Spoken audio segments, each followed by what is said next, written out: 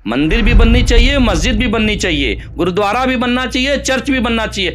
सर्व धर्म का सबका सम्मान होना चाहिए और सबके मजहबी इदारे को बड़ा करना चाहिए, बनाना चाहिए। उस पर किसी को कोई एतराज नहीं। लेकिन मूलभूत जो समस्या है उत्तर प्रदेश के लोगों की वो ये है कि उनके पास रोजगार नहीं है, उनके पास खाने की स्थिति नहीं है। आपने गैस का सिलेंडर कितना लंबा पहुंचा दिया, 300 के गैस सिलेंडर को आपने 1000 में पहुंचा दिया। पेट्रोल की क्या स्थिति आपने कर दी। कड़ुआ तेल की स्थिति 50 रुपए का आपने 100, 200, 250 कर दिया। क्या हालात है उत्तर प्रदेश के लोगों के। आप जब जाइएगा जनता के बीच में तो आप देखिएगा किस तरह की बेबसी है।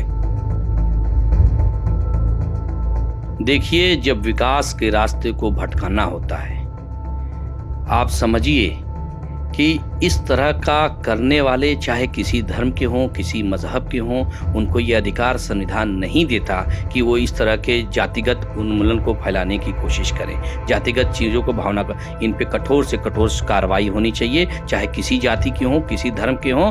ये देश सेकुलर देश है, ये दुनिया का सबसे बड़ा लोकतांत्रिक देश भारत है और संविधान हमें इजाज़त देता है हर तरह से। ये गंगा जमनी तहजीब का शहर है, ये नज़ीर बनारसी का शहर है, ये राम और रहीम का शहर है। यहाँ राम और रहीम गंगा के पानी से वजू भी करते हैं और स्नान भी करते हैं। काशी पूरी दुनिया में गंगा जमनी तहजीब के नाम से विख्यात है। अगर इसको कोई तोड़ने की कोशिश करेगा, इसको कोई मिटाने की कोशिश करेगा तो बनारस का नौजवान इसे बर्दाश्त नहीं करेगा। संविधान के दायरे में अंतिम अदालत तक हर लड़ाई लड़ने के लिए बाध्य होगा।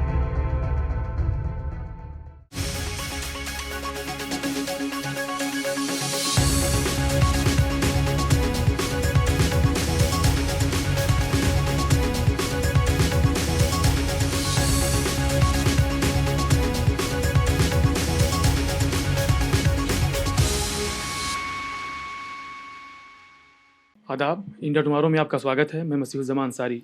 उत्तर प्रदेश चुनावी यात्रा में आज बनारस आना हुआ है और बनारस में कांग्रेस के एक युवा चेहरे डॉक्टर ज़फ़रुल्लाह ज़फ़र जी से आज मुलाकात है। और डॉक्टर ज़फ़रुल्लाह ज़फ़र साहब युवा कांग्रेस के ज़िम्मेदार रहे हैं, उत्तर प्रदेश कांग्रेस के प्रवक्ता हैं और कांग्रेस में काफ़ी अरसे से सक्रिय रहे हैं। आज हम इनसे जानेंगे कि कांग्रेस इलेक्शन को किस तरीके से देखती है, बनारस में संगठन कितना मजबूत है और किस परिवर्तन को लेकर के, या जो परिवर्तन की बात कांग्रेस कर रही है वो उसके पीछे क्या इनकी कांग्रेस की मंशा है, इलेक्शन को लेकर के क्या कांग्रेस की तैयारियां हैं। इन तमाम मुद्दों पे हम बात करेंगे। आपका स्वागत है डॉक्टर साहब। बहुत बहुत शुक्रिया, आपके चैनल का शुक्रिया, आपका शुक्रिया, आप तशरीफ़ लाए बनारस में। उत्तर प्रदेश में जिस तरह से एक लंबे अरसे से जातिगत राजनीति में उलझा के उत्तर प्रदेश की जनता को रखा गया, ऐसे में विकल्प के तौर पे उत्तर प्रदेश में आदरणीय प्रियंका जी जिस जिम्मेदारी के साथ सारे आंदोलनों में सक्रिय हुई, लोगों की आवाज़ बनी और लोगों के दर्द को समझा और समझने के बाद लोगों के दर्द को अपने में शामिल किया, अपने चुनाव में शामिल किया, अपनी प्रतिज्ञा में शामिल किया। अभी 2 रोज़ पहले की बात है, अभी उत्तर प्रदेश विधानसभा चुनाव की लिस्ट आई है। आपने देखा होगा आदरणीय प्रियंका जी ने उन लोगों को जिम्मेदारी दिया है, उन लोगों को टिकट दिया है जो लोग असमर्थ थे अपनी लड़ाई लड़ने में इस सरकार के खिलाफ, उन लोगों को विधानसभा पहुंचाने की पूरी कोशिश आदरणीय प्रियंका जी की है। और उत्तर प्रदेश में इस बार जिस तरह से कांग्रेस के कार्यकर्ता सक्रिय हैं, जिस तरह से उत्तर प्रदेश में आदरणीय प्रियंका जी का नेतृत्व मिला है, हम सब लोग उत्साहित हैं और उत्तर प्रदेश में पूरे दमखम के साथ उत्तर प्रदेश की जनता के लिए, उत्तर प्रदेश के विकास के लिए आदरणीय प्रियंका जी के नेतृत्व में उत्तर प्रदेश में सरकार बनाएंगे और मजबूती से चुनाव लड़ेंगे। सारे दल में दलदल है। अभी आप देख रहे होंगे सब छोड़ के भाग रहे हैं। कांग्रेस पार्टी एक ऐसा है जो दल है, जो लोगों के बारे में सोचता है, जो विकास की बात करता है। और लड़की हूं कि लड़ सकती हूं के नारे के तौर पे जिस तरह से आदरणीय प्रियंका जी ने उत्तर प्रदेश में जातिगत राजनीति को छोड़ते हुए जो उत्तर प्रदेश की जनता को गुमराह करने का काम पार्टियां कर रही हैं, ऐसे में विकल्प के तौर पे लड़की हूं लड़ सकती हूं के नारे के साथ एक समाज के बहुत बड़े तबके को प्रियंका जी ने अपने पाले में लेने का काम किया है और जनता में बहुत प्रचलित हो रहा है। हम लोग तो क्षेत्र में जाते हैं, तमाम माताएं, बुजुर्ग, महिलाएं कहती हैं लड़की हूं लड़ सकती हूं। आप सर्वविदित है, आप जानते हैं। बनारस में कांग्रेस संगठन के रूप में कितना मजबूत है और आगामी विधानसभा चुनावों में क्या कितना बेहतर कर पाने की उम्मीद है? इधर 2-3 सालों से सिर्फ संगठन पे काम हो रहा है। हमारा वार्ड एकदम मजबूत है, हमारा बूथ मजबूत है, हमको कैसे चुनाव लड़ना है कांग्रेस पार्टी ने पूरी तैयारी कर ली है, उसकी रणनीति बना ली है। इस बार उत्तर प्रदेश में बनारस से जो संदेश जाना है वो एक एक वार्ड एक एक बूथ से जाना है। कांग्रेस पार्टी हर बूथ पे, हर वार्ड में, हर विधानसभा में मजबूती के साथ चुनाव लड़ रही है। आपको क्या लगता है कि भाजपा सरकार की किन किन नीतियों को लेकर के लोगों को में असंतोष है, और अगर उस असंतोष को लेकर के लोग परिवर्तन चाहते हैं तो विकल्प के रूप में कांग्रेस को ही क्यों चुनेंगे? देखिए, उत्तर प्रदेश की, मैंने पहले ही कहा, उत्तर प्रदेश की जनता जाति, धर्म, बिरादरी इन सब से उब चुकी है। अब उत्तर प्रदेश के लोगों को विकास चाहिए, उत्तर प्रदेश के लोगों को पेट में भोजन चाहिए, उत्तर प्रदेश के लोगों को रोजगार चाहिए, उत्तर प्रदेश के लोगों को शिक्षा चाहिए, और उत्तर प्रदेश को उत्तम प्रदेश बनाने का संकल्प जो प्रियंका जी ने लिया है उस पे काम कर रही हैं आदरणीय प्रियंका जी। और कांग्रेस पार्टी इसलिए बेहतर है कि उत्तर प्रदेश में जितने कारखाने थे कांग्रेस पार्टी ने बनाया था, तमाम सरकारें आई उसको बंद कर दी। पुनः कांग्रेस पार्टी आएगी, उत्तर प्रदेश में पुराने जितने बंद कारखाने हैं उसको चालू करेंगी और उत्तर प्रदेश को विकास के रास्ते पर ले जाने का काम आदरणीय प्रियंका जी करेंगी। बहुत सारे राजनीतिक विश्लेषक ये कह रहे हैं कि प्रियंका गांधी कुछ देर में एक्टिव हुई हैं, उनके एक्टिव होने के बाद लोगों की सहानुभूति कांग्रेस के प्रति बढ़ी है, लोग बढ़ रहे हैं, लेकिन ये जो मोहब्बत है कांग्रेस के प्रति लोगों की, ये फिलहाल अभी इस चुनाव में वोट के रूप में तब्दील हो पाना मुश्किल है। क्या कहेंगे? देखिए, ये कांग्रेस की मोहब्बत पुश्तैनी है, पुश्तैनी हक है, और कोई ऐसा घर नहीं हम लोग जाते हैं जिनकी दादा दादी, माता माताजी, भाई बहन कांग्रेस के नाम पे लोग उछल जाते हैं। कहीं ना कहीं बीच में कुछ गैप हो गया, क्योंकि उत्तर प्रदेश में इधर 32 सालों से सिर्फ जातिगत राजनीति हुई है, सिर्फ जातिगत राजनीति हुई है। उत्तर प्रदेश में विकास चाहिए। अभी आपने देखा था वर्तमान सरकार के हालात, कोरोना काल में क्या रहे हैं। कोरोना काल में जिस तरह की विफलता रही है, मत बुलवाइए, आंखों से आंसू गिर जाएंगे। हर आदमी बेबस था, कोई किसी की मदद नहीं कर पा। हम लोग जितनी क्षमता थी, आदरणीय प्रियंका जी ने हम लोगों को मेडिसिन किट दिया था। आप देखेंगे कि घर घर जाके कांग्रेस का कार्यकर्ता उस वक्त उनके दवा का, इलाज का, ऑक्सीजन का, उनके सारे जो जरूरत की चीजें थी उसका इंतजाम करने का काम कांग्रेस का कार्यकर्ता था। मैं स्वयं अपनी विधानसभा में और जितनी मेरी क्षमता थी हमने पूरा प्रयास किया, लोगों को दवा पहुंचाई, लोगों को कोरोना किट की दवा जो आदरणीय प्रियंका जी ने दिया था वो पहुंचाने की कोशिश किया, सिलेंडर पहुंचाने की कोशिश किया। और समझ लीजिए कि कोरोना के बाद 40% लोग नौकरी गंवाकर किसी तरह से अपनी जिंदगी को जी रहे हैं। उनकी मुफलिसी को देखने के बाद आंखों से आंसू गिर जाएंगे। संसद में और प्रदेश की विधानसभा में कांग्रेस सरकार ने जो जवाब दिया ऑक्सीजन की कमी को लेकर के, वो आपके सामने है। आपको क्या लगता है, क्या वाकई में कोरोना से और गैस ऑक्सीजन की कमी की वजह से किसी की मौत नहीं हुई है जैसा कि सरकार ने कहा है? बनारस का क्या हाल है, आप बताएं। देखिए, ये सर्वविदित है, ये मेरे कहने से नहीं, आप स्वयं जानते हैं, मुझे मालूम है। कोई भी ऐसा व्यक्ति नहीं है जो कोरोना काल की विफलता को नहीं जानता है। बस वो इंतजार कर रहा है कि मौका मिल जाए और चुनाव होने लगे, वो अपने मताधिकार के प्रयोग से ये बता देगा कि कोरोना काल में कौन सफल रहा है और किसने काम किया और कौन अपने जिम्मेदारियों से पीछे हटने का काम किया है। और कहा जाता है कांग्रेस बहुत मजबूत विपक्ष के रूप में नहीं दिखाई दी, इसको आप किस तरीके से देखेंगे?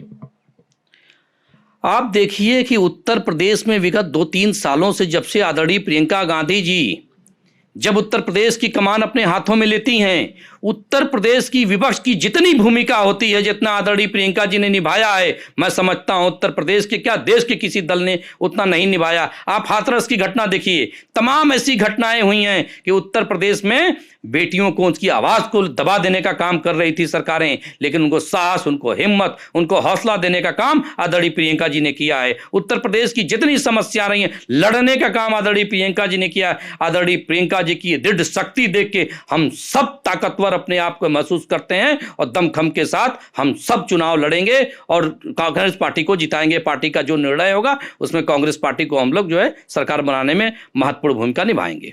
काशी विश्वनाथ कॉरिडोर के बाद भाजपा इस बात को लेकर आश्वस्त है कि यहाँ की सभी विधानसभा सीटें वो जीतेगी। आपको क्या लगता है इसमें? देखिए, उत्तर प्रदेश में जातिगत की राजनीति बहुत हो गई, जनता बहुत समझदार हो चुकी है। आप कोरोना काल में देखिए, कोरोना काल में हॉस्पिटल कितना बनाया, बनारस में हॉस्पिटल कितना बनाया, बनारस में लोगों के रोजगार का अवसर कितना दिया। कॉरिडोर बनाया, बहुत अच्छी बात है, मेरा उस पर कोई कमेंट नहीं है। मंदिर भी बननी चाहिए, मस्जिद भी बननी चाहिए, गुरुद्वारा भी बनना चाहिए, चर्च भी बनना चाहिए। सर्व धर्म का सबका सम्मान होना चाहिए और सबके मजहबी इदारे को बड़ा करना चाहिए, बनाना चाहिए, उस पर किसी को कोई एतराज नहीं। लेकिन मूलभूत जो समस्या है उत्तर प्रदेश के लोगों की वो ये है कि उनके पास रोजगार नहीं है, उनके पास खाने की स्थिति नहीं है। आपने गैस का सिलेंडर कितना लंबा पहुंचा दिया, 300 के गैस सिलेंडर को आपने 1000 में पहुंचा दिया। पेट्रोल की क्या स्थिति आपने कर दी, कड़ुआ तेल की स्थिति 50 रुपए का आपने 100, 200, 250 कर दिया। क्या हालात है उत्तर प्रदेश के लोगों के। आप जब जाइएगा जनता के बीच में तो आप देखिएगा किस तरह की बेबसी है। बनारस के क्या मुद्दे हैं, अगर संक्षेप में बताएं। बनारस की तमाम ऐसे मुद्दे हैं जिसके बल पे उत्तर प्रदेश में भारतीय जनता पार्टी सत्ता से बाहर जा रही है। जितना भी उन्होंने वादा किया, कोई वादा पूरा नहीं किया। मूलभूत समस्या यहाँ जाम की है, बहुत बड़ी जाम की समस्या है। ये बुनकर का शहर है, यहाँ बुनकरी मरने के कगार पे पहुंच गई है। आप समझिए उत्तर प्रदेश की सरकार पिछली बार बिजली रेट को माफ करने की बात की थी, उसके बाद कुछ लोगों से बात हुई, आंदोलन हुआ तो उन्होंने फिर वापस ले लिया। फिर अभी 3 महीना 2 महीना पहले जो है उन्होंने एक सर्कुलर जारी कर दिया कि नहीं, आपको 1 साल की पूरी बिल जमा करनी है। बुनकरों की हालत मरने के कगार पे पहुंच गई है। मूल जो यहाँ का पेशा है, यहाँ का जो धंधा है वो बुनकरी का है, वो बहुत बदहाली है। बुनकर काफ़ी, जैसा आपने बताया, बुनकर काफ़ी परेशान थे और कई प्रोटेस्ट हुआ उनका, कई मुख्यधारा मीडिया ने भी इसको कवर किया। तो आप कैसे उनकी समस्याओं को दूर करेंगे? बनारस में आपको याद होगा कि जब भी कांग्रेस की सरकार रही है, यहाँ बनारस की जब सांसद थे तो बुनकर की समस्या को लेकर अनेकों योजनाएं, आदरणीय माननीय मनमोहन सिंह जी की सरकार में अनेकों योजनाएं कांग्रेस पार्टी लेकर आई थी। कांग्रेस पार्टी बुनकरों के लिए इतना की है कि आज बुनकर कहता है कि कांग्रेस पार्टी किसी तरह से देश में आ जाए, सरकार में आ जाए। कांग्रेस पार्टी ही बुनकर को और देश को और समाज को संभाल सकती है। आखिरी सवाल, पिछले हफ्तों या तकरीबन 2 हफ्ते पहले गंगा के किनारे कुछ पोस्टर चस्पा किए गए थे कुछ कट्टरपंथी संगठनों के द्वारा, और इसमें कहा गया था कि गैर हिंदू का प्रवेश जो है हिंदू संस्कृति। तो आखिर बनारस, जिसको मिली जुली संस्कृति कहा जाता है, उसमें इस तरह के तत्व किस तरीके से क्यों उभर रहे हैं, क्या वजह है इसकी? देखिए, जब विकास के रास्ते को भटकाना होता है, आप समझिए कि इस तरह का करने वाले चाहे किसी धर्म के हों, किसी मजहब के हों, उनको ये अधिकार संविधान नहीं देता कि वो इस तरह के जातिगत उन्मूलन को फैलाने की कोशिश करें, जातिगत चीज़ों को भावना कर। इन पे कठोर से कठोर कार्रवाई होनी चाहिए, चाहे किसी जाति के हों, किसी धर्म के हों। ये देश सेकुलर देश है, ये दुनिया का सबसे बड़ा लोकतांत्रिक देश भारत है और संविधान हमें इजाज़त देता है हर तरह से। ये गंगा जमनी तहजीब का शहर है, ये नज़ीर बनारसी का शहर है, ये राम और रहीम का शहर है। यहाँ राम और रहीम गंगा के पानी से वजू भी करते हैं और स्नान भी करते हैं। काशी पूरे दुनिया में गंगा जमनी तहजीब के नाम से विख्यात है। अगर इसको कोई तोड़ने की कोशिश करेगा, इसको कोई मिटाने की कोशिश करेगा तो बनारस का नौजवान इसे बर्दाश्त नहीं करेगा। संविधान के दायरे में अंतिम अदालत तक हर लड़ाई लड़ने के लिए बाध्य होगा। से बात करने के लिए धन्यवाद। बहुत बहुत धन्यवाद।